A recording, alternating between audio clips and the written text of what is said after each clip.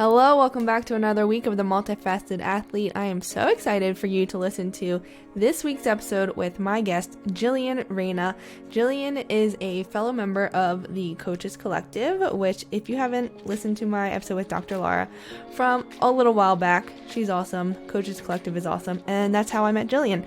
And we wanted to have this conversation because Jillian wanted to speak about her experience running through pregnancy and postpartum in particular. And I haven't had anyone on the podcast to talk about this yet, so I was really excited because for those who know me, obviously I have not been through this experience, can't speak to it, but I know many of you have or will in the future. So really wanted to get Jillian on to talk about her experience and to have a really good conversation. So we talk a lot about how she approached running through pregnancy and now being postpartum, the difficulties, the challenges, how she's doing now, all of that good stuff. I think you're really going to enjoy it. If you are watching the video version of this podcast, you'll notice that Jillian's view changes quite a few times. We had some technical difficulties, but we got it together for you, and here we are. So enjoy that if you watch the video. If not, the audio should be seamless. Fingers crossed. But without further ado, here's my conversation with Jillian. I really hope you enjoy it.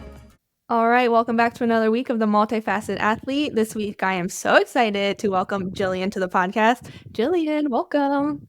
Hi, how are you? I'm good. How are you? I'm so excited Doing to chat well. today. Yes, me too. I'm so happy to be on here and chatting with you and just have a good conversation about all things running and see where it takes us. Yeah. For the listeners, we're going to dive a lot into postpartum running. But before we get there, can you tell the listeners a little bit about who you are and how you got into running?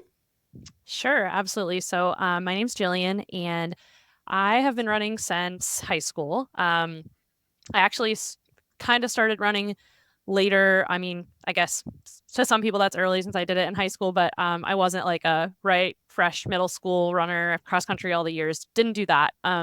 I actually did gymnastics as my main sport growing up. And once I got to high school, my mom was like, you should do a sport with your school instead of doing like my gymnastics with like a YMCA. So, not with my school. And she also wanted me to meet boys, which is hilarious. Like looking back, she was like, go join a sport that has boys on the team. And I'm like, okay. Thought I'd do pole vault. That did not work out because that's like typical for gymnasts to do pole vault. And they were like, go run the 400 or something. And anyway, so ended up being kind of good at the 400, and, sprinters hate the 400. So long story short, I ended up wanting to kind of dabble in longer distances. And so tried the 800 and then started training with the distance girls, and then tried cross country it was junior year, made varsity. And then I ended up running for the University of Akron, which is in Northeast Ohio near Cleveland.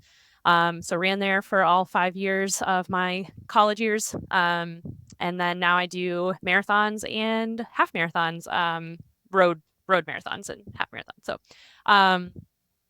so it feels like I've been running for majority of my life, but it's one of my favorite hobbies, and can't imagine my life without it. Yeah, I think a lot of runners will agree with that sentiment. How was your transition from college to adult running? Because I know that can be tricky for some people. Yes. Yeah, it was tricky. That's a great word. To be honest, I, like most college runners, had my fair share of injuries. And by the end of my college years, I actually did my last season. I couldn't race because I had a really bad stress fracture in my shin. So had to give up that season, and because there was just no way I was going to get back in time. And so I basically was threatened by a doctor, like, you either get surgery or you take 4 months off. And so I said, all right, I will take the 4 months off. I really don't want surgery, especially since like I'm done with my collegiate career. And I remember I ran my first half marathon the following fall. So I was cross country was my last season in college. So I had that whole like next spring to just rest and kind of do my own thing, graduate, and then ran the first half and I started getting shin pain again. So I was like, all right, like I just need a break from this. And also, like most of us, when I did come back to running, I was like, I have to run the paces I was running in college, which we know is not always realistic to jump back in and, be doing what we used to be doing. So I actually took quite a bit of time away from running, and I got into CrossFit, which I know CrossFit can be kind of controversial depending on the person, but it really helped me like open my eyes to strength training and cross training, just because I did not like to do any sort of strength training in the past. Like I liked core and that type of stuff, but I really didn't like lifting weights. And CrossFit really helped me to, you know, develop a new love for something other than running and endurance sports. So that was really cool. And then ran my first marathon at 2019. So graduated 2016. So I had about a 3-year gap of like really serious running. And honestly, I think it was like the best thing for me. Like now I am back to running and have been obviously for about five years seriously now again. And I just have such a different mindset. And I kind of had that nice break of like separating myself from like it's okay if you're not as fast as you were in college. It's not your identity. So yeah, it was the break was necessary. Yeah. I think that's really common too. And I'm curious, how did you deal with those thoughts of like comparing to your past self? And this will obviously be prevalent in postpartum running too, because you are a completely different runner after giving birth comparing to pre-birth self. So, yeah, how was that process before you gave birth comparing to your former college self? So luckily, and I think this is the cool thing, at least about the distances that we run in college and then the distances most of us run post collegiate, is that there's not too much crossover. Maybe a little bit in the 5K, 10K if that's what you would go for post collegiate.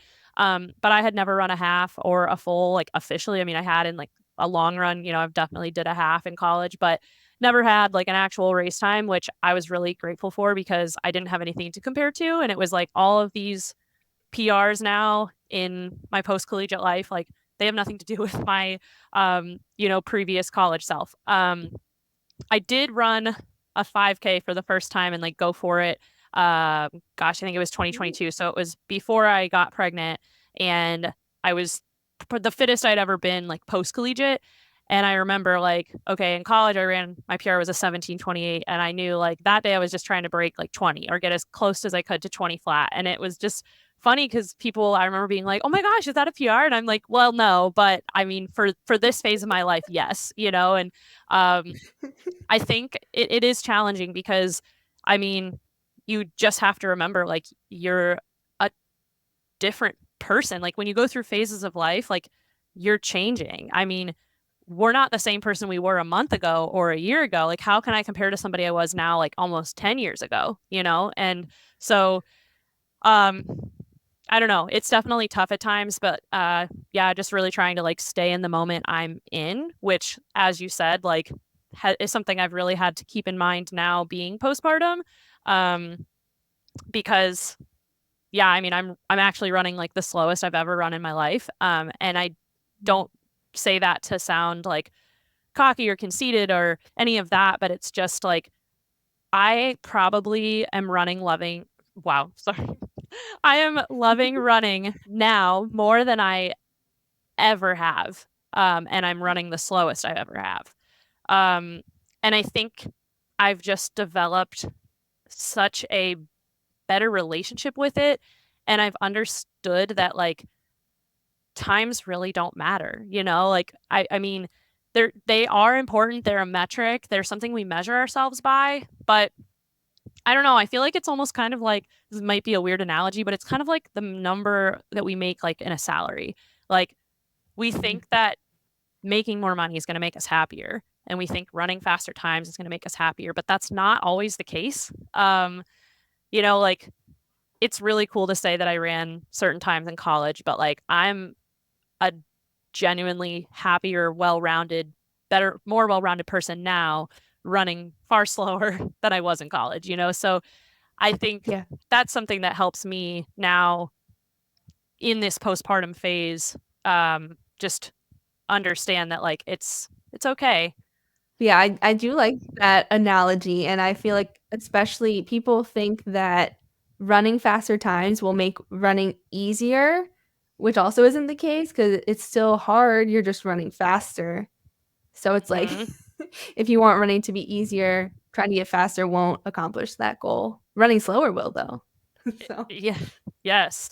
Yes. And it's funny because I used to be that friend that like people would run with, and I would probably be the one that was like pulling people along to be faster than they wanted, or accidentally like two-stepping people and like not meaning to, but I was just always so like I was just in a rush before having babies. I just feel like I was like always itching to run faster because I always felt like um I don't know, I felt like I was losing fitness if I wasn't running fast, which I think a lot of us have felt that before. And I mean, it's hard to like learn and understand that like, yeah, actually slowing down does help.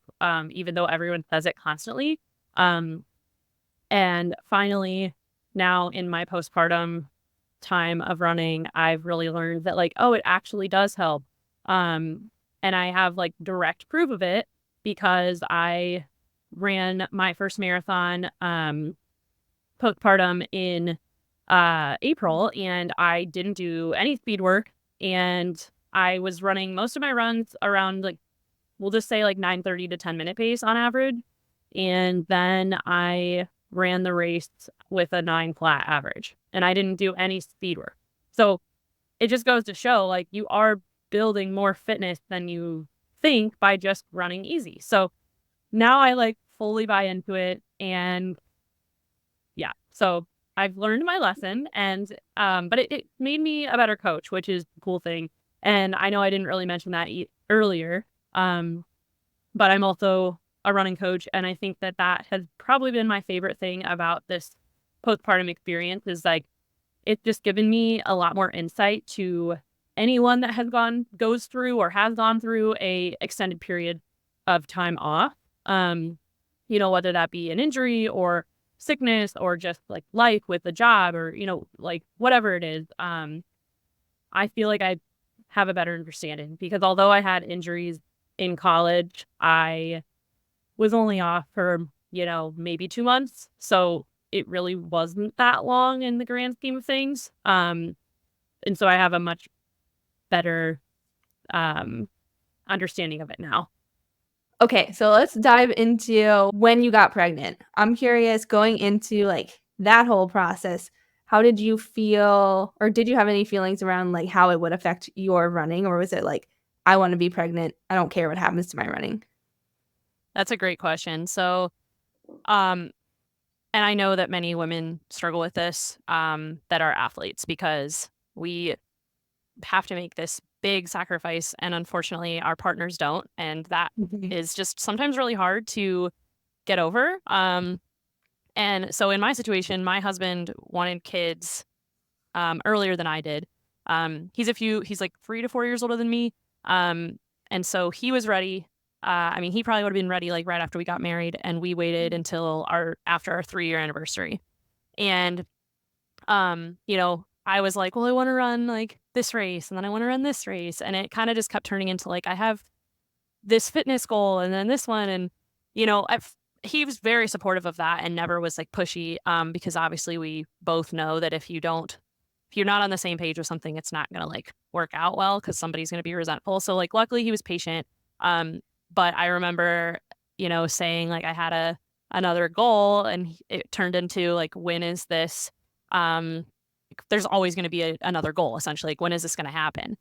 And I basically told him that like, all right, like you're right. So yeah, so he was asking me, like when's it gonna be enough? Like there's always gonna be another race. And yeah, that was like really hard to kind of draw the line in the sand because I was actually like at my best fitness that I had been at post college. Um and so I ran my half PR in fall of 2022. Um I was trying to get into New York City Marathon, and the standard is a 132 half. And so I luckily ran a 131, so I hit that. I was really happy.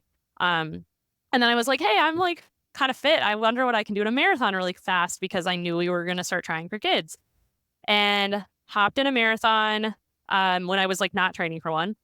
And um, I like went out really fast because I was trying to PR. Yeah. And I got through the half and I started feeling kind of ill. And I don't get sick in races. Like some people like always get nauseous or throw up. And anyway, I was getting real nauseous, could not take my gels anymore. It's like, all right, what's going on? And then around mile 20, I stopped and like literally threw up. And I was like, this is not like me. Like, what's going on? Well, we had started trying. Come to find out, I was pregnant. Oh my And God. yeah, so I ran the last marathon I ran was like before before I got pregnant was actually like I was pregnant. And so luckily still ran like a BQ, which was kind of, if I didn't get a PR, like that was the goal of the day, was like, all right, let's try to get another Boston qualifier. Luckily I did. So that was really, really important to me to get back to Boston then and use that qualifier, because I felt so bad in that race and it was such a like trek to just get through it. So yeah, so anyway, going back to your question, like circling back to that of like, did I know what I was going to do with running after? I Because I was in, marathon shape and I had run all the way up until getting pregnant, I kind of had the mindset of like, let's just do this as long as we can. But I also like, I love to run, but I never want to do something if I am not enjoying it, or if it's just not fun.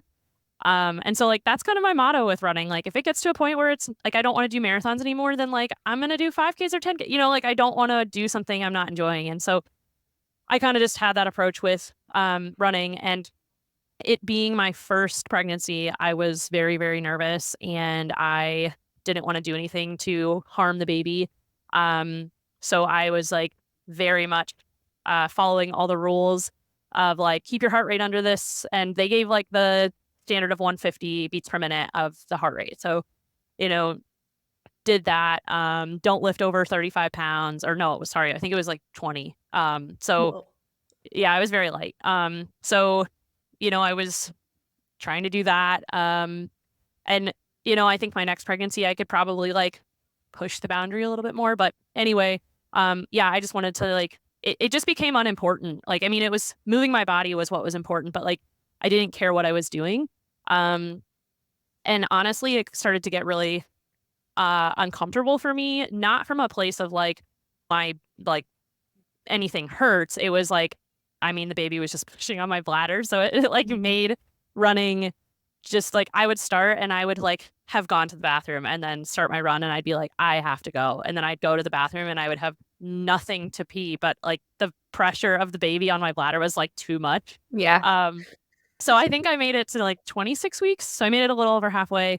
And then it just like wasn't enjoyable anymore, to be honest. And so then I just really switched to like light cycling and some strength training and walking. And but yeah, it was never I want to get to like X weeks of pregnancy running or any of that. And not to like toot my own horn or anything, but like I think sometimes we can get caught up on that, pregnancy or not. Like we like put this number in our head where we have to hit this, and it's like, and then we get upset if we don't. And I see that with a lot of pregnant women, like, oh, I only made it like this far. And it's like, well, that's amazing. Like, this is hard. Like, pregnancy is really hard. You're going through so many changes. And if you can just move your body a little bit, like running or not, like, or if you made it 2 weeks or 10 or 20, like, that's great. Like, so, yeah, that was kind of my motto, is just do what I can, but just listen to my body. Yeah, I think that's a good approach too, based on what I've heard from people. Obviously, for those who know me, I do not have children. I've never experienced this. But I've heard from some of my former athletes who have gone through it recently that like they said their first trimester sucked. They were so tired and it was so hard to run. And then second trimester was like, oh, I can run again. This is great. And then third trimester was like, okay, this is getting a kind of a lot. Which sounds like Yes. it checks out with your experience too. Yeah, that was a perfect description. Like the beginning, you're just so tired. And potentially pretty nauseous and just like not wanting to do much at all. You're just undergoing so many changes mentally and physically and emotionally, like that first trimester. And then the Yeah. second, you're like, okay, like I'm feeling kind of normal again. I can do something. And then yeah, you just get to a point where you're like a little bit bigger than is comfortable for like all that bouncing. I mean, some women do it and that's awesome. I wish I could have gone longer, but like I said, I really tried to give myself grace if I couldn't or when I couldn't, because there was no like, you know, gold star for running or not. Like it was just do what you can. And I think, you know, for me, I was definitely nervous about like losing that part of myself like during pregnancy, because like people that identify as a runner, like it is a big part of our lives, like Yeah.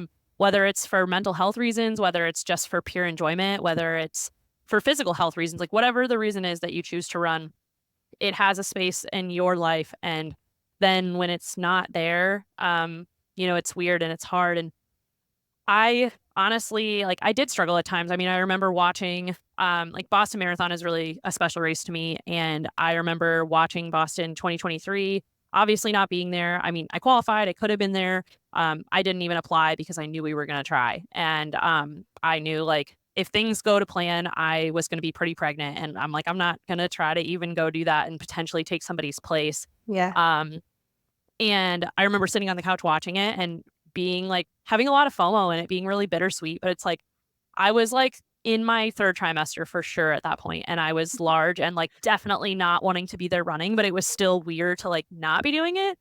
Um, and that's where honestly like coaching was really, really great for me.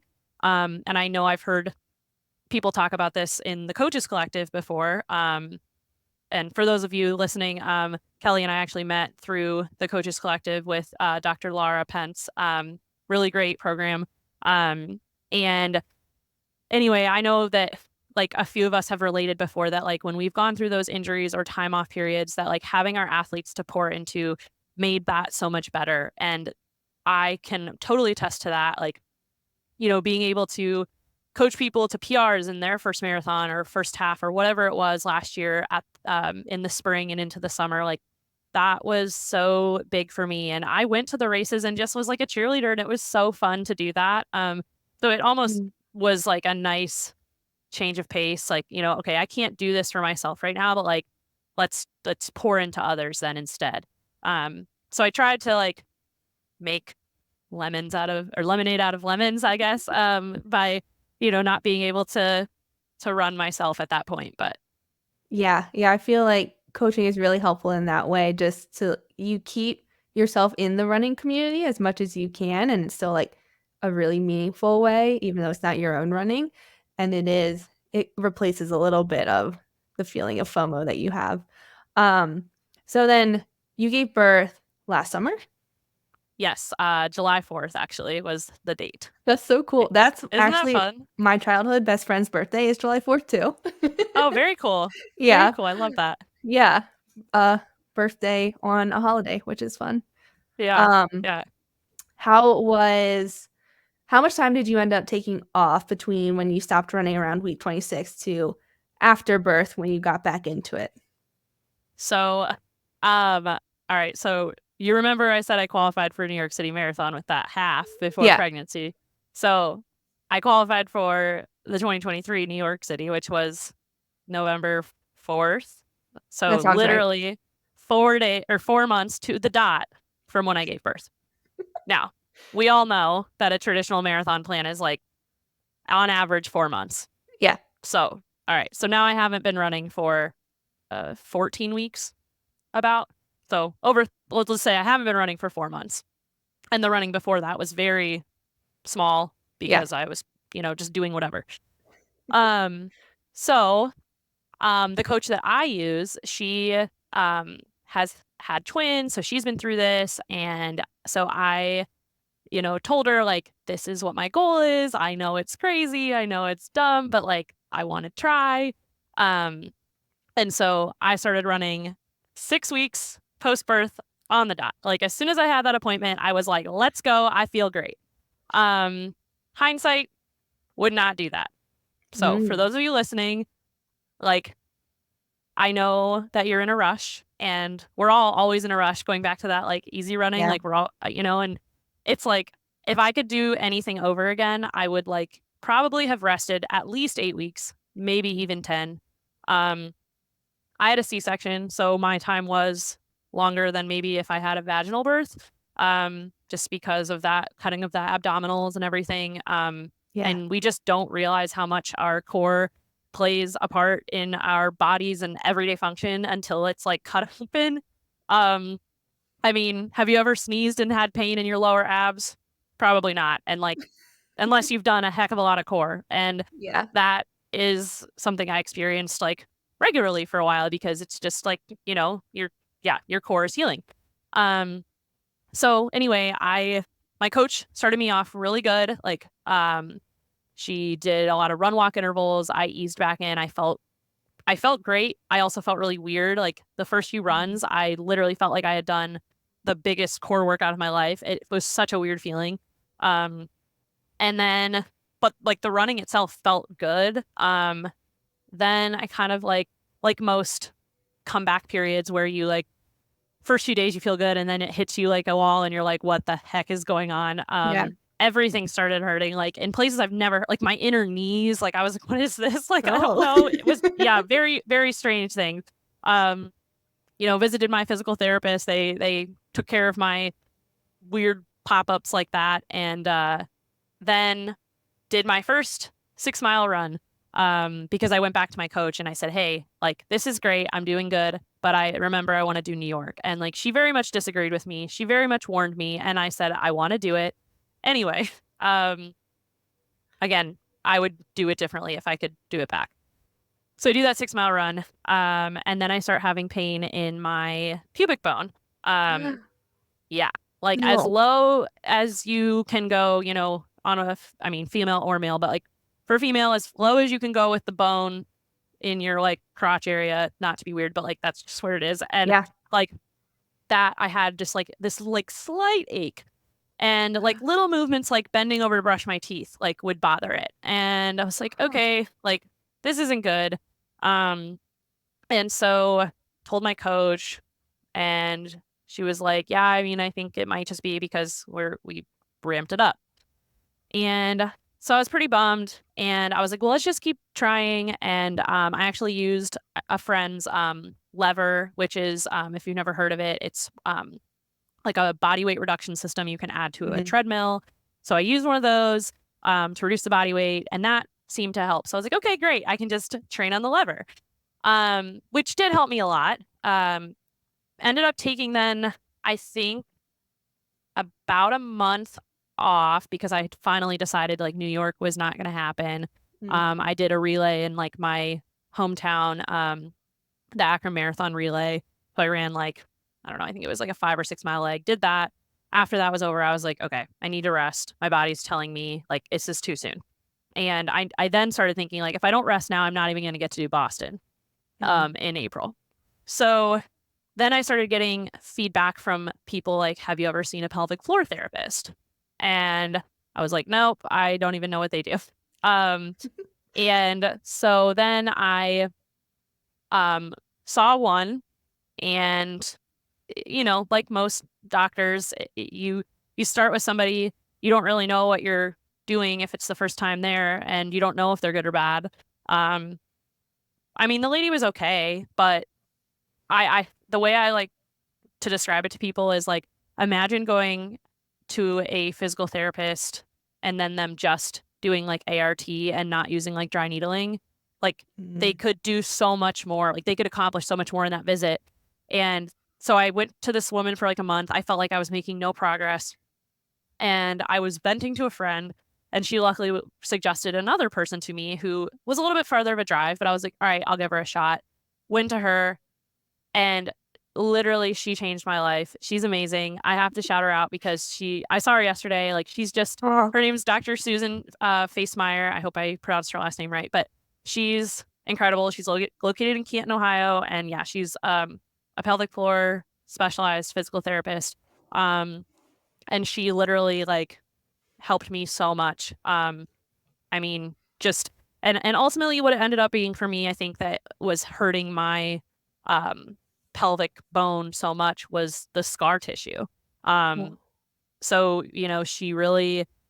she worked internally on my pelvic floor quite a bit, and that really just consists of like active release. I asked her one visit, I'm like, what are you doing when you're like kind of in there, And yeah.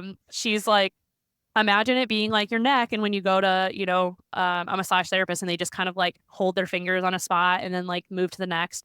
And that's like essentially what they're doing internally with your pelvic floor muscles, because again, with pregnancy and birth, like everything gets really tense and those Mhm. muscles are not supposed to be tense. No muscle's supposed to be like that. And then the scar, same thing. I mean, I've never had like a major surgery or a major anything that would produce a scar as big as my C-section scar. And so I didn't know like how intense scar tissue is or was or what it could do. And yeah, I mean, it's just so intense that it was like pulling up on my pelvis. Oh. Yeah, so that's essentially what was happening. And so once she started like using cups on the scar, which the first few times was like kind of uncomfortable, but now like I mean, it's like my scar has flattened so much, it's healed so well, and it's like because we've like worked on breaking that scar tissue down. Um Hmm. and so anyway, yeah, like that was really the key for me was like working on my body, just like most things, right? Like physical therapy, like taking the time to get the area healthy and strong before you start trying to like pound it again. Um so anyway, like, yeah, to kind of circle back to the original question of like how soon I came back, like 6 weeks was way too soon. I think for any women out there listening, like take your time, spend the time with your baby. I know in those first few weeks, you're just like, your life is so turned upside down and you don't know what day it is, you don't know what time it is, that you're just like, I need to move. And I like can relate so much because I felt that way too. And you're just like in a rush to get back to like your normal life. But now being a mom of like an almost 1 year old, it's like I kind of wish I would have slowed down a little bit more at the beginning. Um, and I mean, it's like one of those grass isn't always greener on the other side type of situation. Mhm. Um, like just enjoy the moment you're in. Enjoy them as a newborn. Let them nap on you. You don't have to get everything done right now. I'm sure I'll be telling myself, I'll be listening to this when I hopefully get pregnant for my second and like, go through this all again. I'll have to tell myself the same stuff. Um, but yeah, I mean, I just wish I would have went like a little slower because I don't know if I would have even dealt with all of this pelvic floor stuff, like I mean, probably a little bit, but like I spent a lot of time with Dr. Susan, which I mean, I Mhm. love her, but like maybe I didn't need to cause all that because I didn't need to rush back. So yeah, um it's such a challenging space because I mean, like you said, yeah, obviously like you haven't been postpartum, but like I'm sure you've had time off and like you just want to get back as fast as possible. And it's so hard to navigate that and be patient with yourself, but like it's so important. And we can all tell ourselves that all the time, but like when you're in it, it is just hard. Yeah, I have a couple more questions about that, but before, um, I am excited to hear you had a C-section because one of my former athletes, shout out to Sarah, she had a C-section. She just had twins, so congrats to Sarah. Yeah, and she was wondering, and I wasn't sure if I would be able to ask you this because I didn't know if you had a C-section or not, but she's only a couple weeks post-birth, and she said her scar just hurts all the time, and she's wondering if you remember how long it took for your scar not to hurt constantly, which I didn't even know that was a thing that happens. Yeah, no, that's a great question. And I actually almost said this like when I was talking before that um there would be days where I would just like lean up against my counter, like wash the dishes, and I would be like, oh, like because my scar would touch the Mhm. the counter. And Yeah. yeah, it's super sensitive at first, especially. And like you said, like you just don't even like think about it. So Sarah, I don't have a good answer because I don't exactly remember, but I would say probably at least like 2 to 3 months. It was Mhm. pretty tender like that. Um, I really feel like once my daughter hit 6 months, that's when like I really started feeling better as a whole human. Like I felt better like emotionally, I felt better physically. Like I feel like that was when I with running, I remember being like, wow, I feel like I kind of crossed the injury bridge of like I feel strong again. Um but yeah, I think definitely like 3 months was when it started to make tides. Um but I would also recommend like definitely um trying to see a pelvic floor therapist. Yeah. Um and or like even a massage therapist because they can really like work on your obliques and your abdominals in that area that have been stretched and um that are pulling because of the scar tissue. So um yeah, just I know it's hard and everything, but be patient, Sarah. You got this. And congratulations on your twins. That's amazing. Yeah, she's really excited and excited to eventually get back to ultra running, but enjoying the time right now with the babies. Okay, so question about you said you started running 6 weeks after birth, and my understanding, correct me if I'm wrong, is that is pretty normal for when doctors will clear you Yes, post birth to do things like that. Um, that's kind of wild. it is. And you're right. It's exactly normal. Um, whether I've heard if you have a vaginal delivery, it could be 4 weeks, but I think the six Oh, week appointment is pretty, like, that's the traditional time that, like, you as the patient go back to your OB. That's the last visit they have with you. And then it's like, see you at your next, like, annual.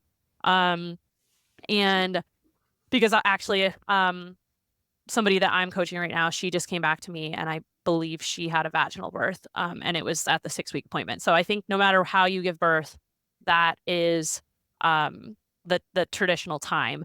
And yeah, it's way too soon. I mean, I don't know obviously what a vaginal birth is like, and how that recovery is, but um I mean, I just like to think of it as like if you had any other surgery that you got cut open, like would yeah. you be back to running in No, 6 weeks? Probably absolutely not. not. And I don't know why we have this uh like bounce back stigma about like moms and getting back. Like, and the other thing is like, okay, so you wouldn't do that for a normal surgery, whatever normal is, but you wouldn't do that for another Yeah. surgery. And then you also aren't probably like for another surgery, you're probably getting better rest and you're also probably not breastfeeding and running on empty. Yeah. So it's like why I don't I mean, yeah, and that's why I say like hindsight, I would totally slow it down and like just give myself more grace. Because yeah, the 6 weeks is too soon. And it upsets me about our medical system because I luckily like one of the I think she was a nurse practitioner, or physician's assistant. I get the two confused, but she Hmm. wasn't my main doctor, but she worked at my OB clinic and she um would do some of my appointments and then she visited me when I was in the hospital post birth. And she actually was a runner herself. We competed against each other in college and so it was always like just really nice to see her. She's a familiar face and I would always ask like my questions about fitness to her because I feel like you get it like being a runner. Sometimes you ask Hmm. people questions about like hey, can I exercise? And they think you mean like go for a 20-minute walk and you're like no, that's not what I mean. Yeah. Um, and it was really nice to have this particular friend in the OB space because she understood like what I was trying to do like fitness wise. And so I remember her in the hospital telling me like when it was time to like start getting up and like walking even just down the hospital wall, she was like, do half of what you think you can Ooh. because she's like, I know you're an athlete. She's like, you're gonna bite off more than you can chew and then be like, I did too much and now I'm really sore. She's like, if you think you can walk down all the way to the hall, like walk half of it. And like so I try to keep that in mind too at first, like when I would get home. Um, and I mean, again, like to the 6 week point that you just made, like I remember getting home from the hospital and us like starting to do walks in our neighborhood. And where we live from our house to like this one stop sign is it's 400 meters. So out and back, it's 800 meters. Yeah. And I remember like that was our walk, like one of like my first days. Like all I could walk was 800 meters. Yeah. And then we increased it to like 1200 and then a mile. But it was like, that's how like intense this surgery is that like literally going for a half-mile walk is a lot. And so, yeah, it's like, I don't know why our brains are like, okay, so then in like 6 weeks, like, I think I should run 3 miles. Like, no, yeah. So I don't know like what board we need to go to like petition that that appointment needs to be later, or we need to have more appointments. Like, also, how crazy is it that it's like, yeah, we saw you like weekly for 9 months, essentially, like a little less than that. But, and then, all right, you did the thing. Bye. Like, Good I don't know. luck. Yeah, it's just such an odd, I mean, I get it. There's a lot of us and there's not enough doctors to see us all the time, but it just, it's very much a like, look out for yourself, like, and, to all the postpartum um, moms out there that are runners, like, just listen to your body. And if you feel something that you've never felt, like, speak up, go see somebody. Like, in my case, I've never had pain in my pelvis before. It was a very odd sensation. And I was like, am I about to like get a stress fracture in my pelvis? Because I don't want that. Yeah. And, so I don't think necessarily my OB would have obviously been able to do anything, but like, even if I went to them, I'm sure they would have been like, pull back the exercise, So it's like, speak up if you feel something, especially like, it's like a whole new body. Like, it's going to feel Mhm. weird. Ask the questions, So yeah, it's a big transition. Yeah, yeah, I can't even imagine. And it's similar to injuries, like when you're coming back, we always think we can do more, and there's never really any rush. Like most of us out here aren't Olympians or like getting to a race of that caliber. And even like Olympians, I mean, we've seen a lot this year who have pulled out because of surgeries, injuries, and they're not rushing back for one race or whatever. So like us normies, we can take our time too. Yes. Normies. I Um, love it. compared to them, we definitely are.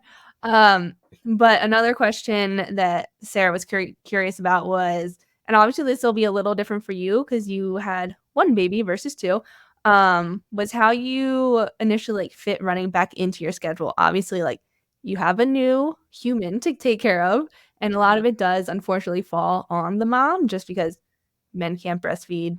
The baby's like, I don't want to say more attached to you, but you know what I mean. There's Yeah. like certain things a woman has to do that the man can't do, Right. or other Uh, partner. Yeah. yeah. Yeah. So, I mean, I, we talk about this a lot on the Coaches Collective as well, that like, we, I'm the type of person that I will like move heaven and earth to make my workouts happen.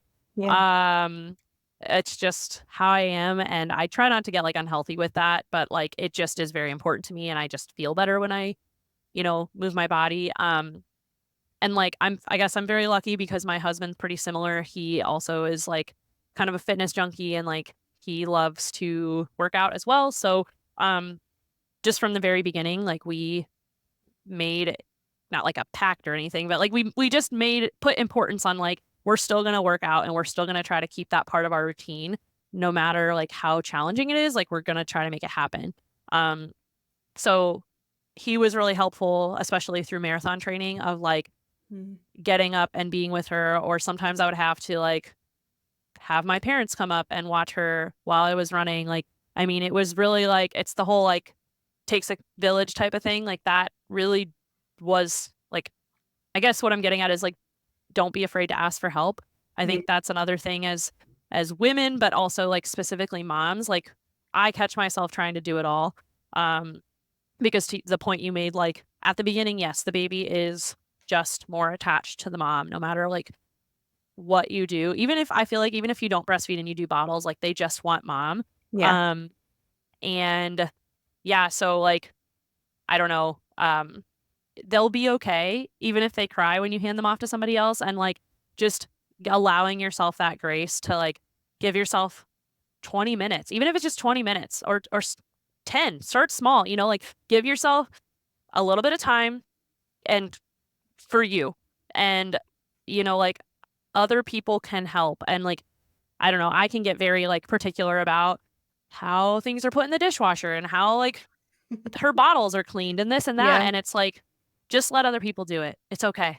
Like, and I know that's not like a perfect answer or anything, but that's just like kind of what I did is really, um, you know, like any fitness routine or like anything new when you're trying to get into it, like prioritize it and like, all right, is it feasible or not? How can we fit this in?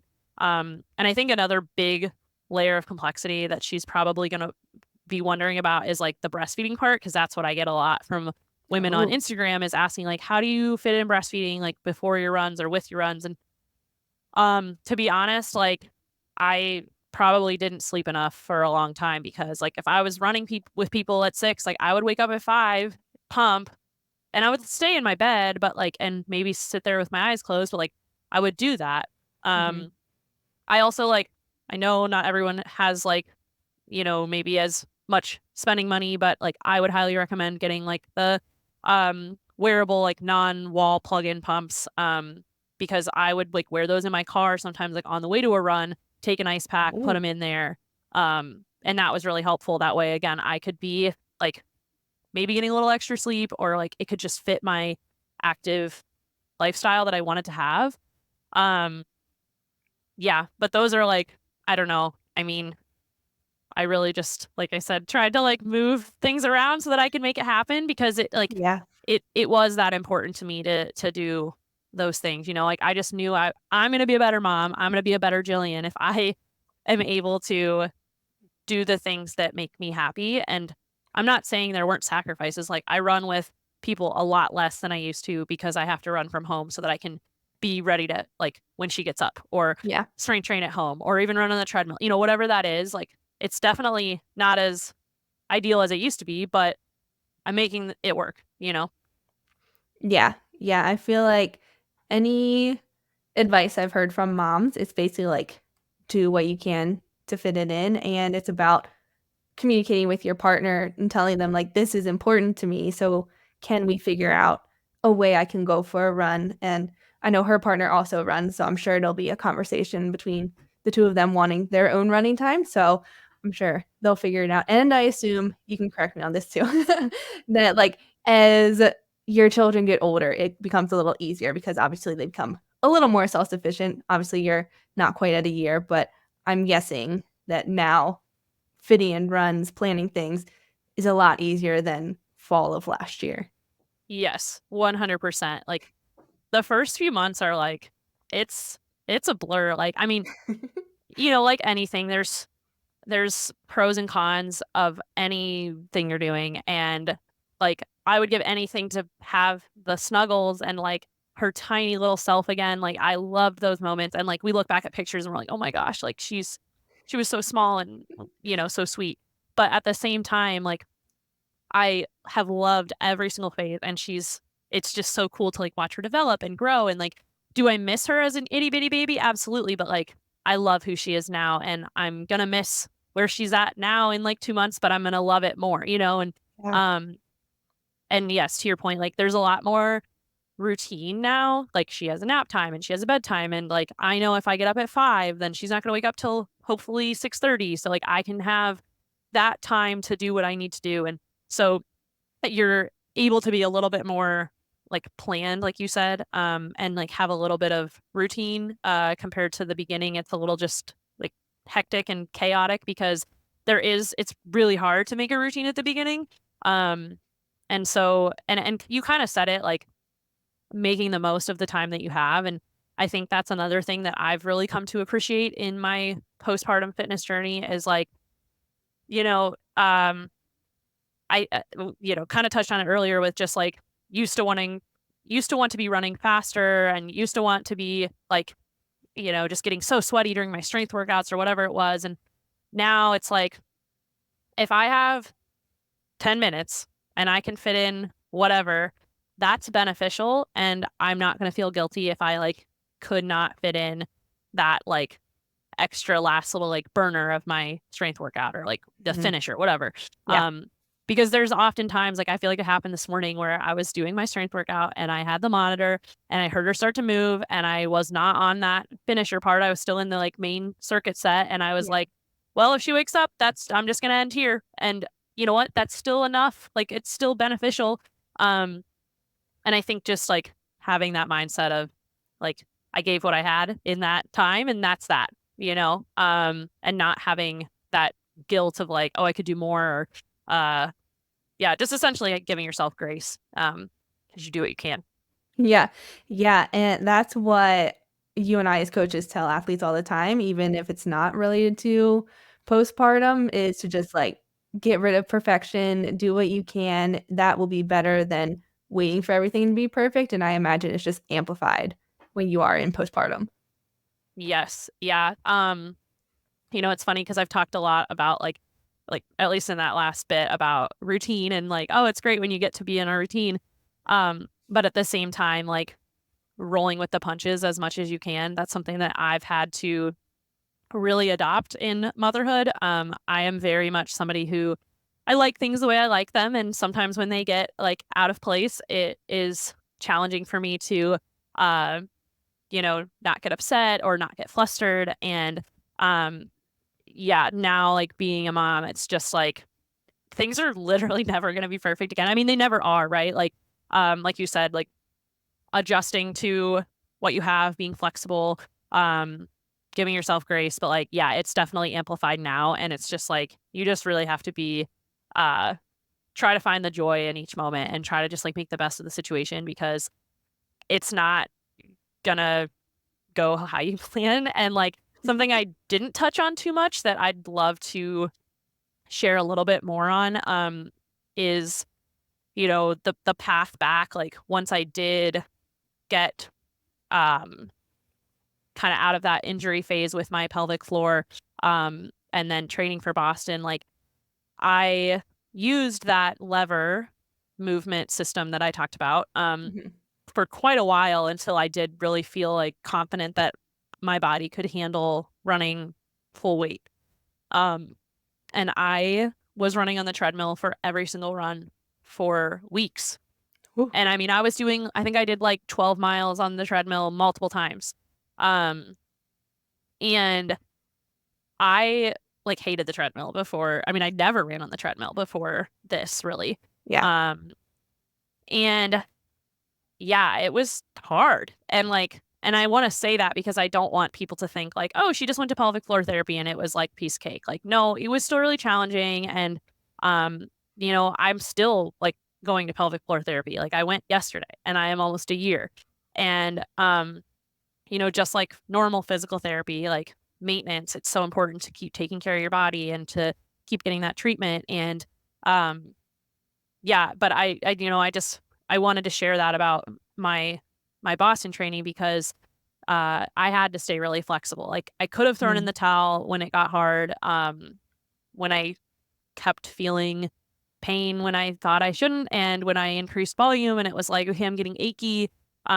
And I just stayed patient. And even when I would like run a little bit faster, like I had definitely gotten to a point where I was like, okay, my fitness is good. Like my heart rate is at a, even place. I could go a little faster on my runs and then I would get achiness because that's kind of changing your gait and your stride. Mhm. Um, so yeah, I mean, it was definitely a test of patience. Um, but that's like really what made me enjoy running so much in this phase of life is because I was just grateful to be doing it. Um, because obviously I went through a long period of not doing it, and then I went through a period of doing it with quite a bit of pain. And Mhm. we all know, like, running in pain sucks. Yeah. It literally wrecks your mood. It's like this rain cloud over you. And anytime that you can like escape that and then run pain free again, you just feel like you're on top of the world. And that is like the best way I can describe like postpartum running for me is like when I finally got to a place where I was not having pain even before I got to that place. Like when I would have runs on the treadmill and I wasn't feeling anything because I was on the lever, I was like, great, fine, don't care. Like just happy to be doing this. Yeah. Um, and just a moment for me, like a moment that I get to do what I love and shine in a way that I want to shine. Like so that yeah, that I don't know. That was the training cycle for Boston was just yeah, really special to me because I feel like I overcame a lot of mental and physical barriers that I didn't even really realize were up in front of me. But like now looking back, it was like, yeah, I did that. And it wasn't easy, but I was just thankful for the time that I had to do it, and it just had a completely different outlook. Yeah. Yeah. And how did going through that training cycle and everything you had to overcome affect how Boston was when you finally got there? Yeah, so it was super special. My daughter came with us, which was really, really great to have her there. And my parents came as well. And I tend to get really uptight before races when I'm trying to PR. Like, I Yeah. mean, I've like for people that listen to this, like they can attest, I have brought my own rice and like plain chicken to, and not gone out to dinner. Like yeah, I would get a little over the top. Um, but I felt like that was what I could control. And so that's what I did. And so, yeah, like the previous 2 times we had gone to Boston, I was like that. And I was like, you guys can go out. I'm going to sit in this room and like be a hermit and, whatever. So, um, my big goal for the race, because I didn't have a time goal, was to enjoy Boston, have fun, um, just not let any of those like superstitious things that I did in the past like get in my head. Um, and my husband had to remind me a few times, like, remember, we're not doing that. Like, we're gonna go out to dinner. And I was like, you're right, yeah. And so anyway, yeah, going in without a goal, um, going in with just like to take it all in and to have fun and to like not be so stressed. Like it was so good for me and my mindset, like going into future races, because like, yes, when we train for big races and when we want to PR, like, yes, you do want to do everything in your power. But at the end of the day, like, some of that stuff, is it really going to change your time that much? Like, and I think I needed that reminder to just remember that, like, again, like you said, like, we're not professionals. We are amateurs, or what did you call it? Like, um, Normies. normies. Thank you. We are normies. We are just here having fun. Like, I'm just grateful to be here. I mean, and I didn't mention this earlier, but like with the big time cut this year, I only made it in by 10 seconds. So it was Whoa. even, yeah, yeah. So it was even bigger deal to me. Like many of my friends that qualified and worked their asses off, they did not make it and they got cut. And that was hard. Um, and that made me like want to be there even more, because I was like, I can't imagine taking a spot from somebody and then not running. Mhm. Like I would have felt awful, Yeah. And so it was so important for me to be there to like run for them, run for my daughter, run for myself, like run for everyone. Um and prove to myself that like you can go do this and you can have fun and you can approach it completely differently and it still be amazing. And so actually race morning was like hilarious, because my husband had a friend who worked for the city of Boston and was like, "Oh, I can get you to um the start line so you can see her. Like she doesn't have to ride the bus." So like, okay, we do that. And like for anybody that's been to Boston, like I mean, it literally is like a full on, not just the city of Boston, but like, within that hour radius, like it is like a whole state commitment type of thing. That's how it feels. And they shut down the exits on the highway, like, and so we're trying to get off, and it's like buses only for Boston, and we're like, okay, well, and so we get off at another exit, and we're like, how do we get there? And they're like, you can get out and walk. It's about a mile and a half. It's just like, are you Oh my kidding? God. Um, and so we ended up figuring it out, but like old me, like PR me in the past would have been like crying, like I would have been flipping out. And I would have tried to stay calm, but I probably would have cried. And I was close. Like, I was like, this is getting really stressful. This was not supposed to be like this. And then I was like, literally, what's crying going to do? Like, it's fine. Luckily, Boston has so many waves and corrals and yada, yada, yada. Like, if I get there and I miss my wave, oh, well, like I have a whole wave behind me. Like, it's Yeah. fine. Um, I got there, I made it. And it was such a fun day. Like it was honestly probably my favorite race. And um, you know, this part was super cool and it just like came to my memory.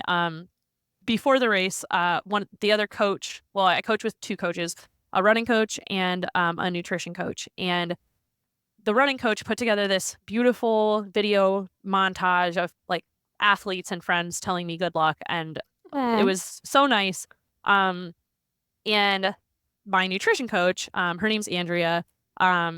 She's in the Coaches Collective as well, and she had heard me say the previous week in our all collective meeting that I was a little bit nervous because I felt like I had to like uphold an expectation for my athletes, because it was really like my first time running since I had run like a few races when I first started the business, but this was like really the first time since having the business and doing something for me. And, in her video then to me in this montage, she was like, she just reminded me that like PRs aren't always, or sorry, best races aren't always measured on times or PRs. She's like, this could be your best race for a totally different reason. And I think like that just really hit home to me, and it was such a great reminder because like it was my best race for so many reasons that did not have anything to do with time. And I think what was the coolest, like tooting my own horn a little bit, but like it was a really hot day in Boston, and it was direct sun. It was no wind. And it's April. So nobody, unless you live in like Florida or Southern California, nobody's prepared for that. And it really wasn't that hot. It was just like the beating sun. And most people, as we all know, like hit miles like 8 to 12 and crash and burned. And then it was just like a horror scene the rest of the way. Like it was like, just crawl your way to the finish. And I was just so in my own world, like just taking it in and enjoying it that like, it was hot, but like I never noticed, like I do like the heat. But I remember finishing and checking my tracker with like all of the people I knew running. And I was like, whoa, like I was proud of myself, but like, I'm like really proud of myself now. Like I stayed in my own lane. I didn't get caught up in like starting too fast. I just ran my own race, enjoyed the crowds, and like the heat didn't get to me. And like, I feel like that was just such a good, again, reminder for me to like tell my athletes and hopefully those watching that like, stay in your lane, do your own thing. Don't worry about what other people are doing, because Boston's one of those races everybody just goes out like a bat out of hell because it's easy to do. And it's, I don't know. I was very proud of myself. And I think another thing that I did in that race that I had never done in the past, I did walk in the last 5 miles because, let's be honest, like the last 5 miles of a marathon suck. They're hard. They are hard no matter how hard you try, no matter how hard you train and prepare, they are hard. I fueled appropriately. I drank the water. I did everything. I got to a point and like probably could have done more volume, but like I was postpartum. I did exactly what I could to get there. And my quads and like inner quad down to my knee felt like they were going to blow up in jello. And I was like, I have to walk for a second. And old me would have like been beating myself up for walking and been like, the race is over, whatever. And I was just like, all right, like, just like when I started running, we're going to do walk run intervals. We're going to walk for a minute and we're going to keep moving. And then once I hit, whatever time at a minute, I will run, and I will run as long as I can. And then if I have to walk again, we will do another 1 minute and then we will run. And I did that. And it like kept my mind like occupied. It kept me positive. I kept moving forward. Because I have walked in previous marathons, and it's like, I have that mindset of like, well, it's over. And like this one, I was like, no, let's just keep moving. Like I did this in training, and so I don't know. It was just such a good learning experience for me. And one other thing I did in that race, like, I did at times like want to go faster because, I was on a downhill or whatever. I felt good in that moment. And I kept reminding myself, like, because I think I would get caught up in like, oh, like, well, I could maybe hit that time. And it was like, Jillian, we're not here for a time. We're here to have fun. And if this race becomes unenjoyable, I want you to back off so that it's not miserable. And I had to just keep that constant reminder of like, this is for fun. Like, we're not trying to PR. Like, we're not going to PR today. Like, like, why make it miserable? And that was another like, I don't know. It's not easy to put our pride aside when we like are feeling good in that moment, and kind of goes back to the whole easy running thing. Like tomorrow, nobody cares about what pace you ran. And like same with my marathon that day. Like nobody cares. Nobody even remembers what I ran, probably, Mhm. except me. Like, Yeah. and so yeah, anyway, long story short, it was a really not short. But it was such a memorable and an amazing experience. And like my PR is at Boston, but like this one is my slowest marathon, but also probably one of my favorites. And I will, yeah, absolutely remember it forever. I saw so many friends on the course that day that came out, and I don't know, it was just such a like good mental breakthrough. And I actually heard Dr. Laura saying this on one of her reels that she put up about like, I want somebody on a podcast to say that they're on the Mhm. podcast for themselves. And I'm going to say it. Yes. I'm going to say that like I'm sharing this because I am proud of like what I've done and what I did on that day and all through training. I mean, it was not easy, and it was a total change of pace, literally. Pun intended. But like, yeah, I mean, I want to share this with others, but I also like I am happy to like remind myself that like you did that and you should be proud of it and it's cool. And like I hope that, you know, my journey and my story has helped influence other people. Because going on the adventure of being a parent is like, I mean, definitely one of the hardest things I've ever done, but as Yeah. everyone says, like it's also the greatest. Um, and it's completely changed my life and taken it over, but also like I still very much want to be the person that I was prior to children. Like I think I like to think of it as before you meet your partner, you're a person, and then you meet them and you change a little bit. And now being a mom, I'm changing a little bit more. And um but I never want somebody to be like, "Oh yeah, well I don't even know who she is anymore because now she's a mom." Like, Yeah. no. I'm Jillian and I am a mom as well and I am a runner as well and I'm not any one of those things. I am all of them, like Yeah. I don't know. So, yeah. I love that, and I think that'll be really helpful for the moms out there, the new moms, and those who are not moms, because there will be a time in all of our running lives where our times no longer are getting faster. And hopefully, there will also be a race during that time that is still really special to us for some other reason other than getting a certain time. So I think that'll be really helpful for a lot of people to hear, but especially the new moms. And something else that I am extrapolating from what you said is for new moms, just like celebrate the wins along the way. It might not be a win you would have celebrated a couple years prior, but you should celebrate and be proud of yourself and just like really embrace that. Yes. Yes, 100%. I mean, um I think like you said, yeah, there's a point where our times are not going to be what we're looking at. We're just going to be happy that we're out there. But I think that should always be the goal, and I think Mhm. we should always be proud of our efforts, and it should be less about time sometimes and more about like the experience and um just yeah, enjoying it. I mean, it's literally like that is how I actually like came up with my business slogan, um Oh.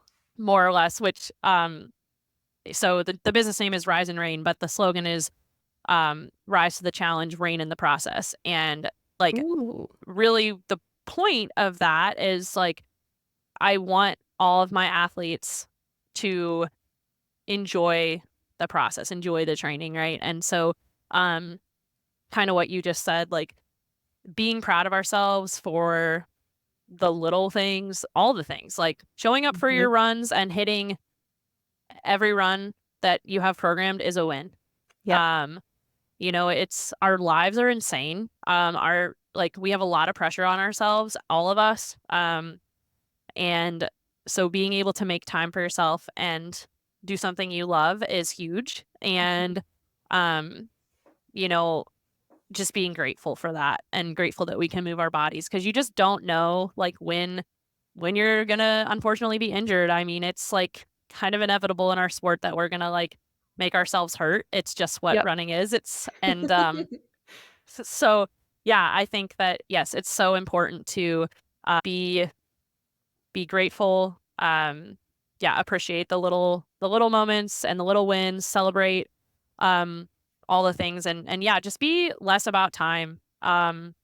Just altogether. Like I've truly had some of my best experiences this past year since being postpartum.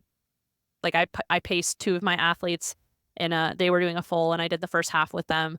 I could have ran that half and like faster, but like it wouldn't have been a PR, and it's like I got to like help them and run with them, and that is something I'll remember for a long time, you know. And um so I don't know. I'm trying to, I guess, just say that like more quality over quantity almost. Like Mm, less about the metric and more about the experience. yeah. I have one last question to wrap this up. Sure. Do you watch track races? That's not my question, but this is a precursor question. Okay. Um yes and no. Like I'm not religious about like if something's on TV, I'm not like, "Oh my God," but like occasionally, yeah. Okay, so I'm curious, how has seeing, well, I feel like we're seeing more postpartum moms come back on the professional circuit and absolutely crush it. And I'm thinking of like Elle St. Pierre in particular, just like American records, PRs after I think she's like only a year post birth. And obviously she's not the only one, but I feel like we're seeing a lot more of that representation that becoming a mom is not the end of your athletic life. And I'm curious how that has that impacted you. Like, have you noticed more of that too? And have you internalized that during your journey?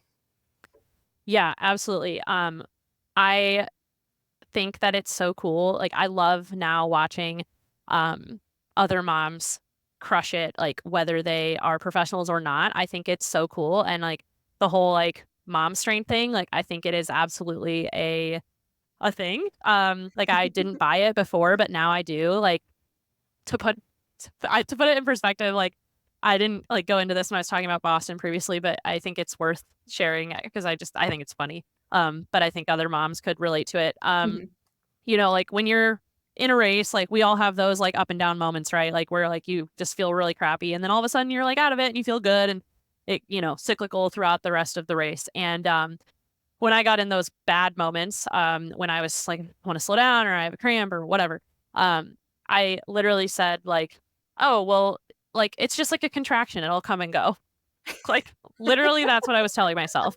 And that worked for a long time. Like, I mean, Yeah. until basically when I had to like take those few walk breaks, like, but it got me through majority of the race just telling myself that Yeah. and knowing that I had gone through something harder. Um, so yeah, I do think that it's super cool, like seeing all the other mothers thrive as well. And like you said, knowing that it's not the end of the road. And I think maybe that's what gives me um also like some hope or mental clarity right now while I am in like the slowest phase of my running career. Mhm. Um, you know, it I remind myself that like I'm in my mom era right now. Like we want more kids. I don't mean what's the point, but like what's the point of trying to like bust my ass to get really fast when like we just want to get pregnant again at Yeah. a certain point. Um so I'm kind of just like, just have fun with it. My daughter's still very young. I don't want to be wrecked, so I can't like hang out with her.